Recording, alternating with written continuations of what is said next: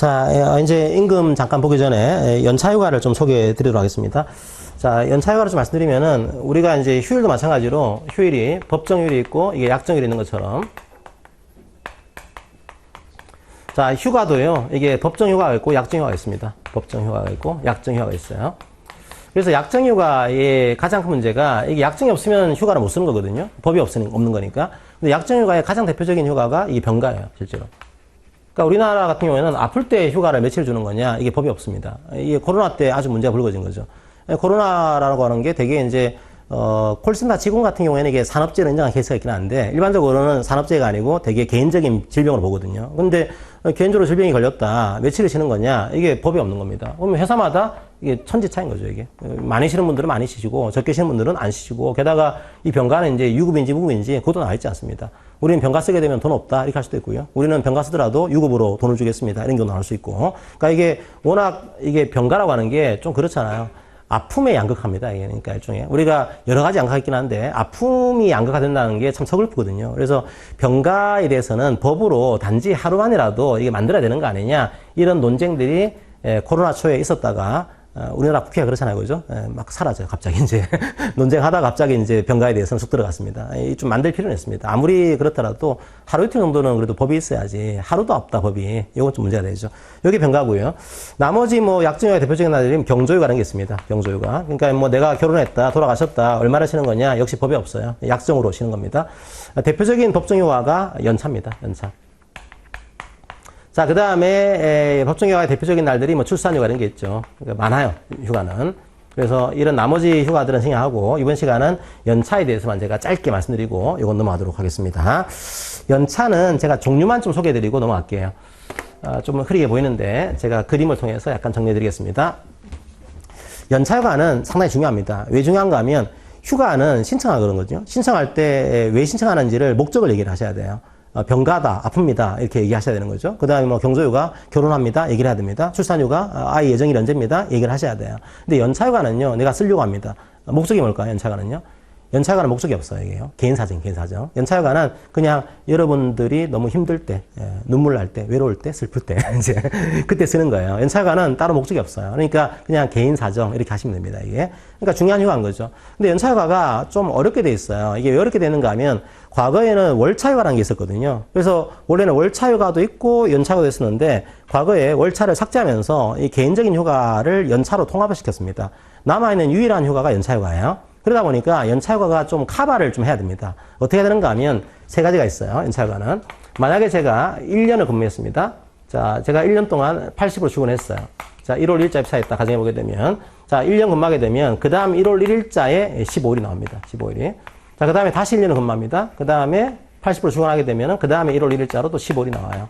다시 1년 근무했다. 16일이 나옵니다. 16일이 나옵니다. 17일이 나옵니다. 이런 식으로 2년마다 한 개씩 늘어나는 구조입니다. 15일, 15일, 16일, 16일. 그리고 최대 한도가 25일이에요. 자, 그렇게 해서 제가 1년 이상 근무를 했고 출근율이 80%가 되게 되면 요 휴가가 발생합니다. 그러니까 이 휴가를 쓰면 되는 거죠. 여러분들이 힘들 때 이걸 쓰시면 돼요. 그런데 원래 연차휴가는 이런 휴가인데 이 휴가를 가지고서는 커버가 안 되는 근로자가 나옵니다. 이게 누가 될까요? 두 번째가 요거는 1년 이상 80% 이상 출근한 분에 대한 연차휴가. 두 번째로 커버가 안 되는 게 1년 미만 근로자입니다. 이분이 이제 1년이 안 되고 있는 거예요. 1년 이상이 되면은 이제 15일 쓰면 되는데 1년이 안 되고 있습니다. 그러면 요 15일이 안 나오거든요. 근데 잘 생각해 보시게 되면 1년이 안 되는 분들이 더 외로워요. 더 힘들고 이게. 근데 이분들은 이걸 못 쓰는 거죠. 그 1년 안 되는 분들 할 거냐? 과거에는 월차를 썼거든요. 근데 이제 월차를 삭제했어요. 그래서 1년 안 되는 분들도 연차로 커버를 해야 됩니다. 만들어둔 거죠. 어떻게 했는가 하면 1년 안 되는 분들도 한 달, 이제.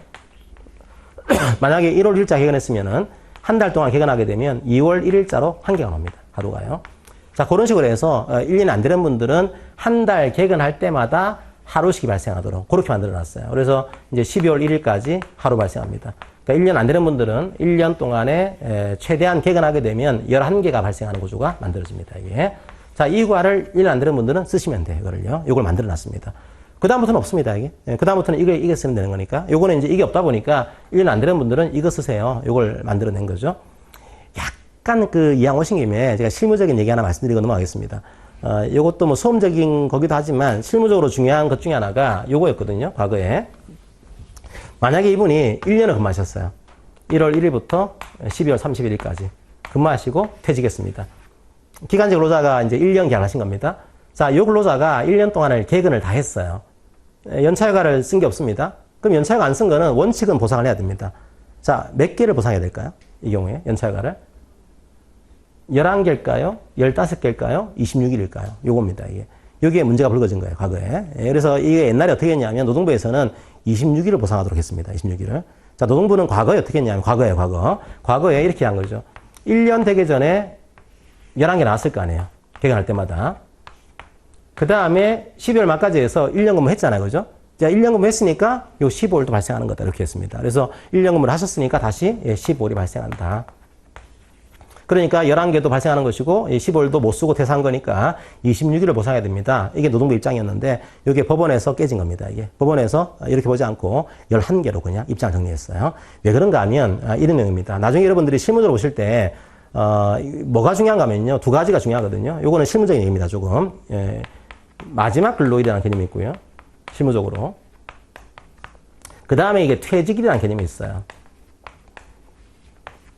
상당히 중요한 개념입니다. 이게 왜 중요한 개념인가 하면 마지막 근로일까지가 제 신분이 근로자예요. 자, 즉 마지막 근로일까지가 제가 근로자인 겁니다. 자, 퇴직일은요. 마지막 근로일의 다음 날이에요. 퇴직일은. 퇴직일 날짜에는 제가 근로자가 아닌 겁니다. 근로자가 아니면은 근로기준법을 적용하지 않거든요. 이게요. 그러면 이렇게 보시면 돼요. 이 근로자가 이렇게 근무했습니다. 마지막 근로일은 언제가 될까요? 마지막 근로일은 12월 30일이 됩니다. 퇴직일은요. 그 다음 날이에요. 1월 1일자입니다. 15일은 언제 발생할까요? 1월 1일자에. 그러니까 이게 아무리 1년 근무했다고 하더라도 이게 이 15일이 발생하려면은 1월 1일자에도 저희 신분이 근로자가 돼야 돼요. 근데 1월 1일자는 근로자가 아닌 겁니다. 아닌 거니까 안타깝지만 15일은 발생하지 않는다. 11개만 보상하더라도 관계없습니다. 요게 이제 판례가 나와서 그 당시에 뭐 난리가 났었죠. 왜냐하면 노동부에서는 그때 26일을 보상하라고 나왔거든요. 26일을 보상을 했는데 갑자기 법원에서 11개만 보상하면 돼. 이게 나오는 바람에 회사마다 아주 그냥 여러 가지 난리가 났던 그런 판례가 나있습니다. 어려운 판례인 거죠, 실제로. 자, 그런 식의 내용이 이제 나중에 배우시게 되고요. 하나가 더 있습니다. 하나가. 뭐가 있는가 하면 세 번째로 이런 경우 생깁니다. 1년 이상 근무했지만 80%가 안 될 때가 있어요. 출근율이. 요거 15일, 15일, 16일은 80% 출근해야 되거든요. 근데 이 근로자가 출근율이 80% 안 되고 있는 겁니다. 그때 어떻게 할 거냐, 그죠? 그때는 이렇게 합니다. 아주 극단적으로 보시게 되면 이분이 뭐 15일이 발생했어요. 그 다음에 1년 동안에 6개월은 개근했다 가정해 보겠습니다. 그냥 러프하게. 6개월은 결근을 했어요. 그럼 그 다음에 연차휴가는 원래는 80% 출근하게 되면은 이게 15일이 나와야 됩니다. 자, 그런데 80% 안 되고 있죠. 50% 출근한 거예요. 그때는 어떻게 하는가 하면 1년 이상 근무했지만 80%가 출근이 안 된 겁니다. 그때는 개근한 달수만큼 한 달에 한 개를 상정합니다. 이제 6개월 개근했잖아요. 그럼 이 근로자는 그 다음에 6일은 쓸 수가 있어요. 6일은요. 그렇게 해서 1년 이상 근무했지만 이게 80%가 안 된 분에 대해서는 개근한 달수만큼 한 달에 한 개씩을 부여하는 식으로 그렇게 연차를 만들어 놨습니다. 그러니까 연차가 종류 자체가 이게 세 가지거든요. 그러니까 되게 까다로워요. 까다로워서 연차가는 이 종류부터 시작해서 여러 가지 것들을 논쟁을 가지고 있습니다. 그래서 여러분들이 지금 시간에는 그냥 어떤 식으로 연차가 나온다. 그것만 좀 기억하시고 다음번에 상세하게 연차과의 내용들을 좀 학습을 하시게 될 겁니다. 자, 그 다음에 임금을 좀 보도록 할게요. 임금을요. 자, 좀 흐리지만 그냥 보겠습니다. 임금. 왜 중요할까요? 그죠? 왜 중요한가 하면 이렇게 보시면 돼요. 단순하게 아주 쉽게 생각하면요. 임금이 되면은 이 임금이 퇴직금에 들어갑니다. 그러니까 임금이 되면요. 이 돈이 임금이 되면은 여러분의 퇴직금이 올라가는 구조예요. 거꾸로 하면은 이 돈이 임금이 아니면은 여러분의 퇴직금이 올라가지 않습니다. 그냥 똑같이 나오는 구조예요. 그러면 이 돈이 임금이냐 아니냐, 이게 이제 중요한 구조거든요. 이게 판례상으로 여러분들이 이해를 하셔야 됩니다. 단순하게 말씀드려 볼게요. 단순하게. 만약에 여러분들이 식대를 받습니다. 식대. 식대가 올해 기준으로 해서는 20만 원까지 과세되지 않습니다. 비과세 되겠습니다. 이게. 그럼 우리 회사가 식대를 20만 원 지급하고 있어요. 매월. 자, 이 식대가 임금일까, 임금이 아닐까요? 여기에 임금이 맞으면은 퇴직금이 올라가는 구조입니다. 임금이 아니면은 들어가지 않아요. 여러분 볼 때, 이 식대는 임금일까요? 임금이 아닐까요? 어떻게 보이세요? 예, 식대는 이게 형식을 보게 되면, 명식을 보게 되면 근로의 대가가 아니죠, 그죠? 이게 밥의 대가예요. 이게 식사값. 그러니까 얘는 근로의 대가가 아닌 거니까 얘는 임금이 아닌 거죠. 요렇게 이해할 것 같은데 그거는 노동법의 정신이 아니에요. 노동법의 정신은 형식이 아니고 실질입니다. 무슨 말인가 하면 요 식대가 진짜로 밥의 값이면 임금이 아닐 수 있습니다. 근데 얘가 진짜로 밥의 값이 되기 위해서는 어떻게 집어야 될까요? 밥을 먹은 사람과 안 먹은 사람이 차이가 나야 돼요. 근데 제가 오늘 근무했습니다. 오늘 근무했는데 저는 밥을 안 먹었어요. 오늘 그냥 굶었습니다. 오늘 그냥 금식을 했어요. 그래도 이 돈이 나옵니다. 무슨 말인가 하면 오늘 근무했으면 다 나오는 거예요. 밥과는 관계없이. 요거는 이제 임금이 되는 구조입니다. 그래서 여러분들이 이게 임금인지 아닌지는 크게 두 가지로 보거든요. 두 가지로. 하나가 명칭을 보는 게 아니고 이 돈을 지급해야 되는 거냐 이걸 봅니다. 지급 의무. 만약에 이 돈을 지급할 수도 있고 안 할 수도 있다. 그럼 임금이 아니에요. 지급해야 됩니다. 임금이 되기 위해서는. 왜냐하면 근로계약상으로 근로자와 사용자가 나오고 근로자는 사용자한테 근로를 제공해야 될 의무를 가지고 있고 사용자는 근로자에게 임금을 지급할 수도 있다 안 해요. 임금을 지급해야 돼요. 그래서 이 돈이 임금이 되기 위해서는 반드시 요 지급 의무가 있어야 됩니다. 요게 있으면 임금이에요. 그 다음에 요 의무가 중요하다 보니까 어떻게 지급되는 거냐 그 형태를 봅니다. 만약에 이게 지급 의무가 있다고 한다면 이 돈을 한 번 주고 끝날 거냐? 그렇지 않겠죠? 계속적으로 지급하고 있을 겁니다. 계속적으로. 그 다음에 의무가 있으면 아무 때나 지급할 거냐? 그렇지 않을 거예요. 이 돈을 정기적으로 지급하고 있을 겁니다. 자, 우리 판례 시간은 이렇습니다. 이게 임금이 되기 위해서는 요게 되면 임금이에요. 요게 되면요. 명칭을 보는 게 아니고 사용자가 지급 의무를 가지고서 계속적으로 정기적으로 지급하고 있으면 그게 임금이다. 이런 태도를 가지고 있습니다. 이 예를 하나 들어볼까요? 또 한 가지만. 귀양비를 들어볼게요. 귀양비. 자, 우리 회사는 귀양비를 지급해요. 귀양비를 설에 10만 원 지급합니다. 설에 10만 원. 10만 원 지급한다라고 사규에 나와 있어요. 임금일까요? 임금이에요. 이거는요. 왜냐하면 아니 노무사님 귀양비인데 무슨 임금이에요. 귀양을 위한 비용인데. 예, 맞아요. 이게 만약에 실제로 귀양을 위한 비용이 맞으면 임금이 아닙니다. 근데 얘가 실제로 귀양을 위한 비용이 되기 위해서는 어떻게 지급해야 될까요? 고향을 간 사람에게만 지급하셔야 돼요.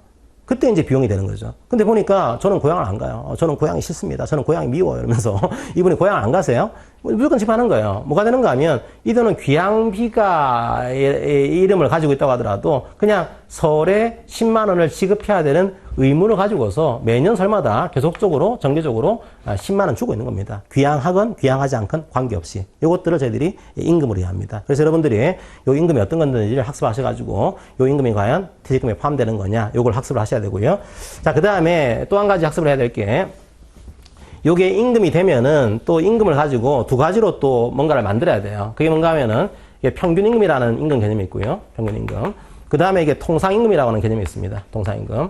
자, 요걸 계산하셔야 돼요. 이 계산식은 오늘 제가 보여드리지 않겠습니다. 자, 평균임금은 요걸 왜 계산하는가 하면 퇴직금을 주기 위해서. 자, 대표적으로 이 DB형 연금을 지급하기 위해서, 퇴직연금을.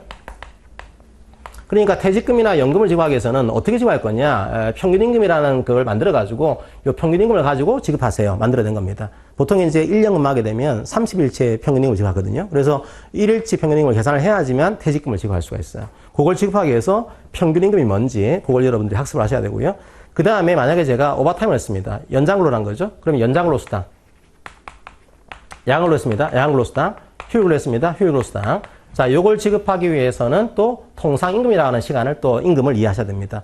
연장근로 시간 곱하기 시급 통상임금 곱하기 1점으로 지급하거든요. 그러면 과연 통상임금이 뭐가 되는 거냐? 요걸 여러분들이 또 학습을 하셔야 돼요. 그래서 두 가지를 또 임금이 무엇인가 요걸 학습한 다음에 퇴직금을 지급하기 위한 평균임금 요걸 학습을 하셔야 되고 연장근로 수당을 지급하기 위한 임금, 통상임금 요 두 가지를 이제 학습을 하셔야 되는 구조입니다. 그걸 이제 나중에 공부를 좀 하시게 됩니다. 자, 그 다음에 이제 봐야 될 게, 임금 지급의 형태 방법인데, 네 가지 방법이 있어요. 임금 지급은요.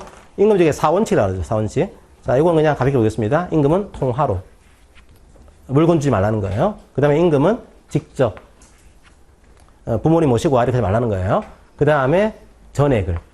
임금을 까지 말라는 겁니다. 이게, 오토바이 수리비 까고 주겠다. 이렇게 할 수 없다는 거예요. 임금은 전액을 지급하고. 그 다음에 임금은 매월 1회 이상 정기일로.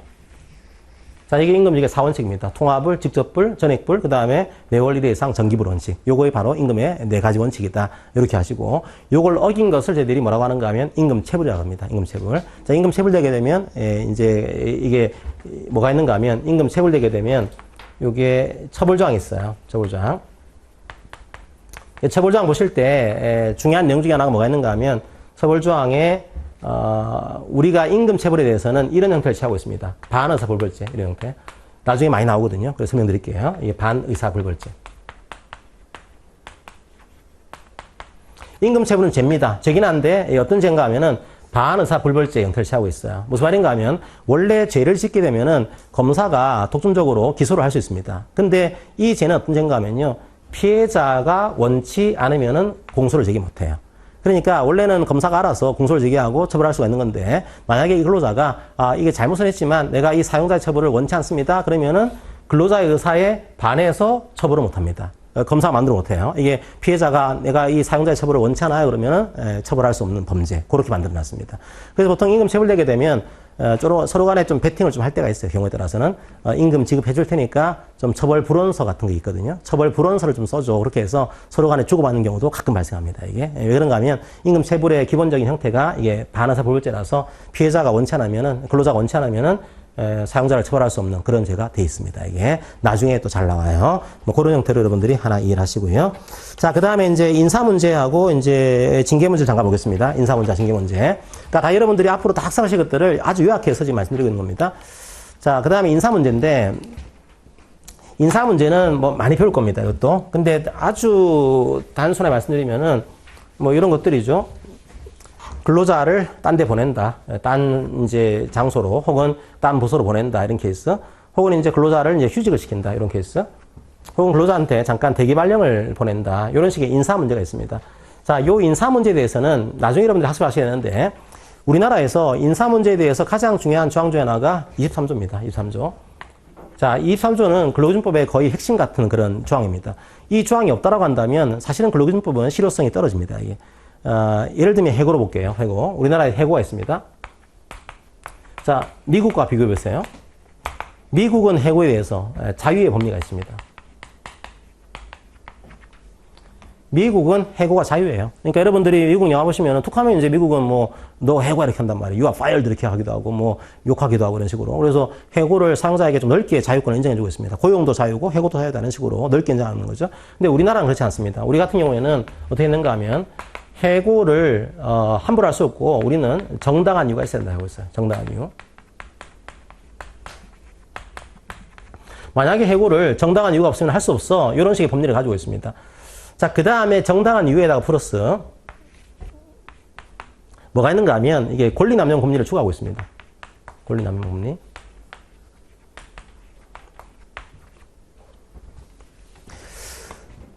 조금 어려운 개념인데요. 생각해 보세요. 이 정당한 이유가 있어야지만 해고할 수 있다. 이 법리랑 해고할 때 권리를 남용하지 마라. 이 법리는 사실은 다른 법리입니다. 이게. 근데 우리 판례는 같이 쓰고 있어요. 이게요. 무슨 말인가 하면 이렇게 볼 수 있는 거죠. 정당한 이유가 있어야지만 해고할 수 있다. 이 법리는 해고를 할 수 없다는 거예요. 기본적으로. 해고는 정당한 이유가 있어야지만 할 수 있어. 이런 법리입니다. 이게. 그러니까 해고에 대해서는 못 하는데 만약에 네가 정당한 이유가 있으면 해고할 수 있어. 이 법리고요. 권리 남용은 뭔가 하면은 해고는 네 권리다. 보는 겁니다. 해고는 네 권리다. 할 수 있다. 할 수 있는데 오버하지 마. 이 권리예요. 그러니까 이 법리는 해고를 할 수 있다는 거예요. 할 수 있지만 이 권리를 남용하지는 마라. 이 법리라서 사실은 정당한 이유의 법리와 권리 남용의 법리는 약간의 차이가 있습니다. 정당한 이유는 정당한 이유가 있어야지만 해고할 수 있을 법리고요. 권리 남용은 해고를 할 수 있는데 네가 해고를 너무 오버하지는 마라. 이 법리거든요. 근데 우리 법은 이걸 함께 씁니다. 그냥 판례가요. 그러니까 약간 어폐가 있는 판례인데 나중에 학습을 좀 하시게 돼요. 어쨌든 우리 판례는 해고는 제한되는 걸로 보지만 상당히 넓게 근로자의 권리로서 인정을 해주고 있는 구조가 좀 만들어진 형태입니다. 그래서 인사 문제는요, 이렇게 하시면 돼요. 앞으로 휴직이나 이 전직이 나오게 되면은 인사 문제는 우리 판례 기본 입장은 사용자의 상당한 재량 이렇게 보고 있습니다. 상당한 재량.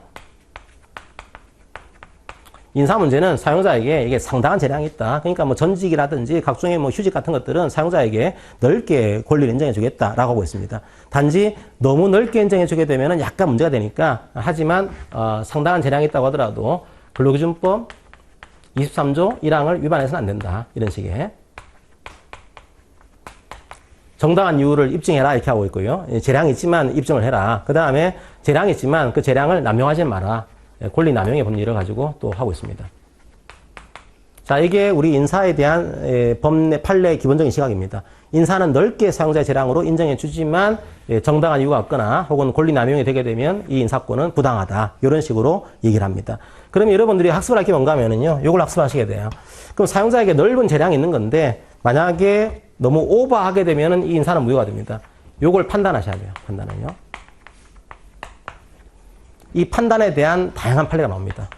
휴직할 때의 정당한 이유, 그 다음에 전직을 보낼 때 정당한 이유, 대기 발령을 할 때 정당한 이유, 이 판례가 각각 다릅니다. 다르다 보니까 여러분들이 이런 넓은 재량이 있지만 이걸 제약하고 있는 판례 법리가 뭐가 있는지 그것들을 하나하나 이제 학습을 하는 구조가 만들어집니다. 자, 그걸 여러분들이 요거 중심으로 나중에 학습을 좀 하시게 돼요. 자, 그 다음에 학습을 할 게 징계입니다. 징계. 징계 보고 해고 보면은 노동법 이런 끝납니다, 이제. 자, 징계에 대해서는 만약에 누군가를 징계하려고 그래요. 그럼 여러분 딴 거 없어요. 징계는요, 세 가지입니다. 징계가 정당하게 되기 위해서는 세 가지가 정당해야 돼요. 하나가 징계 사유. 자, 징계할 만한 잘못을 저질러야 됩니다, 이게. 요 징계 사유가 기본적으로 지역규칙에 나와 있어야 돼요. 지역규칙에.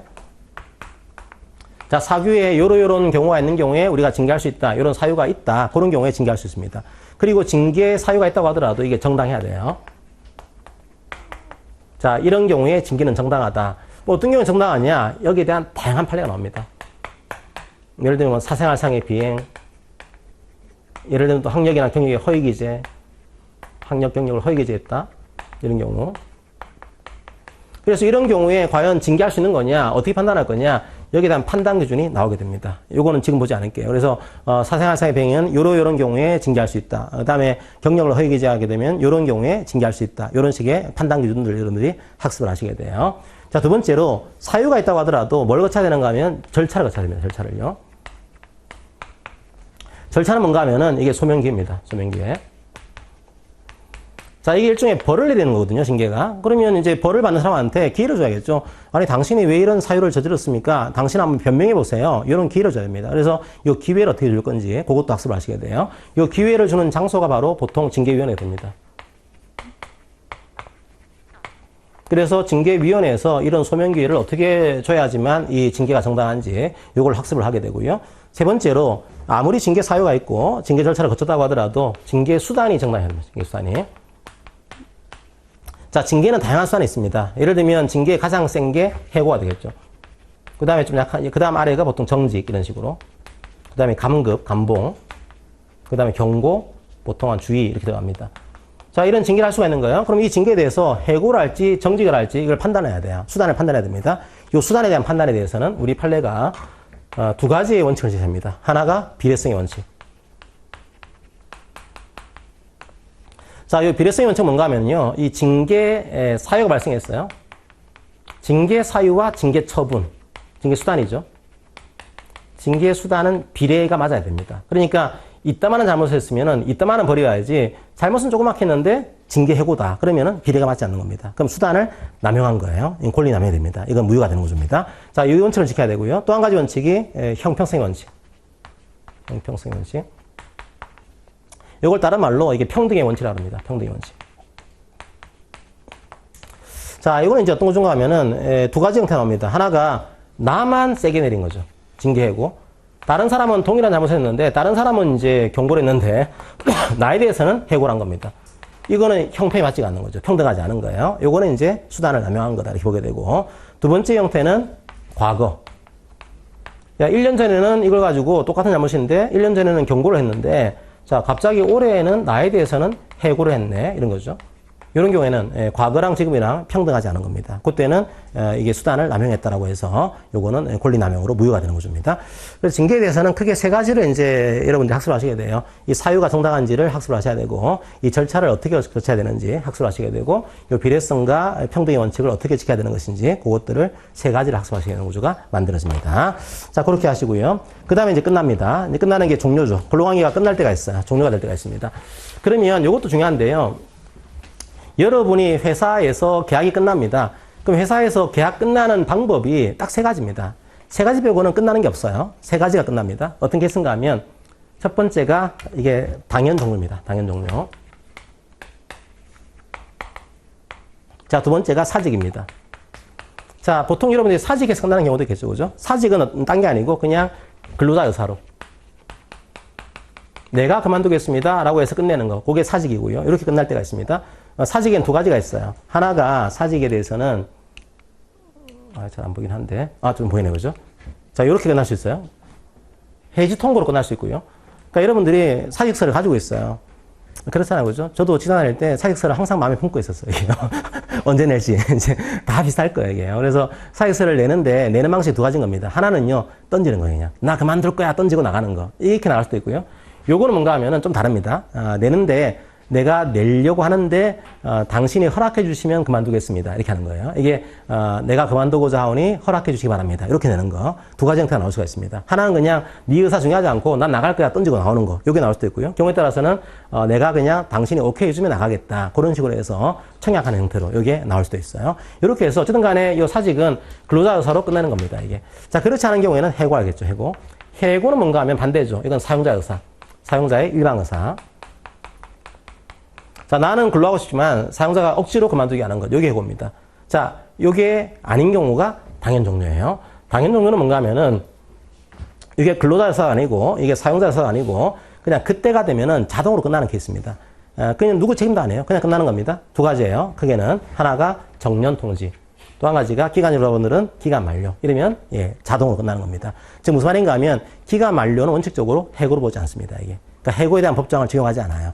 그래서 기간 근로자들이 고용이 불안정하신 거죠, 이게. 기간이 끝나면은 해고가 되게 되면 해고에 대한 법정을 적용하거든요. 근데 이게 해고로 보지 않습니다. 불안정하신 거죠, 이게.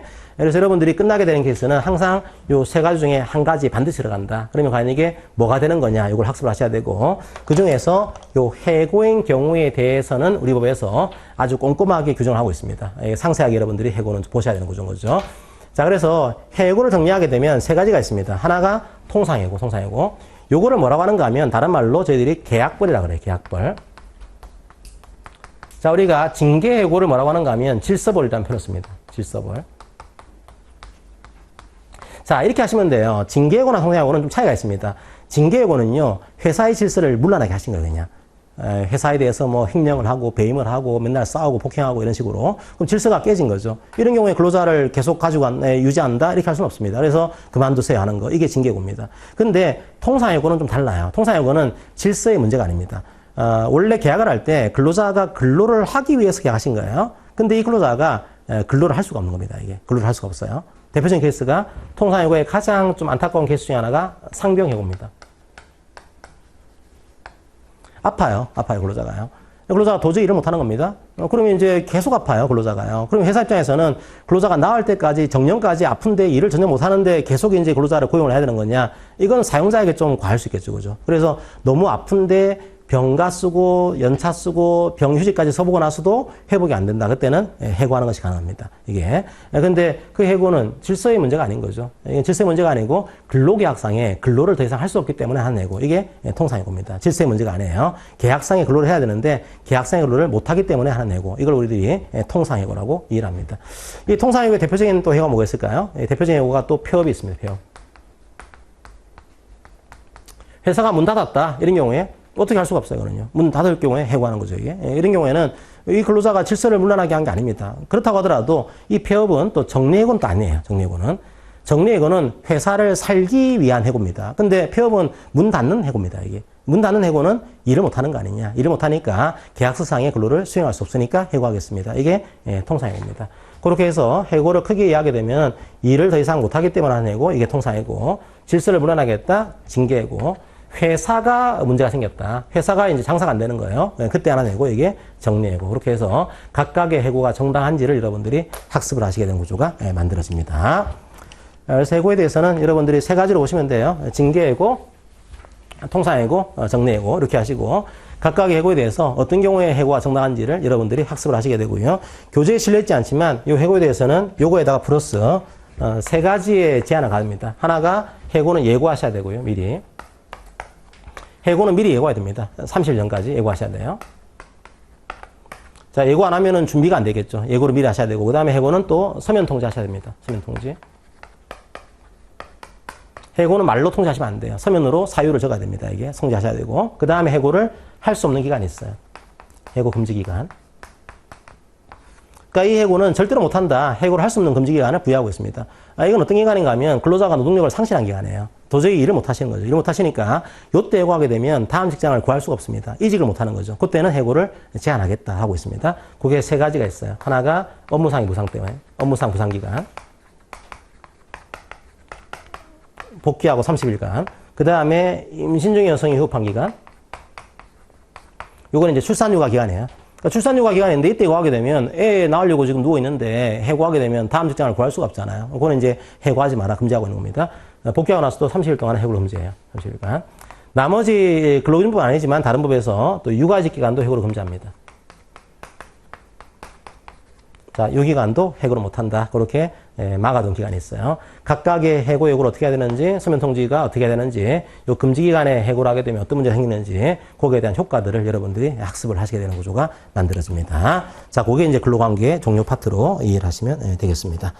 그 다음에 소개는 안 해드렸지만 마지막으로 배워놓으실 것이 우리나라에서는 근로기준법에서 여성에 대한 특별한 보호조항을 두고 있습니다. 대표적으로 출산휴가, 유산휴가 이런 것들 나와요. 그 다음에 연소자, 어린 친구들이에요. 연소자들은 만 18세 미만 근로자. 만 18세 미만. 자, 하나만 열어볼까요? 만 18세 미만입니다. 고등학생들이죠. 그러니까, 이 친구들은 근로시간이 다릅니다. 근로시간이. 우리가 근로시간이 몇 시간이었습니까? 아까는 하루 8시간이었죠. 하루 8시간. 그 다음에 한 주에 40이었어요. 근데 연수노자들은 어린 친구들이거든요. 이런 친구들이 이렇게 근로하게 되면은 이 배우는데 혹은 성장에 문제가 생길 수가 있습니다. 그것 때문에 근로시간을 다르게 규정하고 있어요. 연수자들은 하루가 7시간이고요. 자, 그다음에 한 주가 35입니다.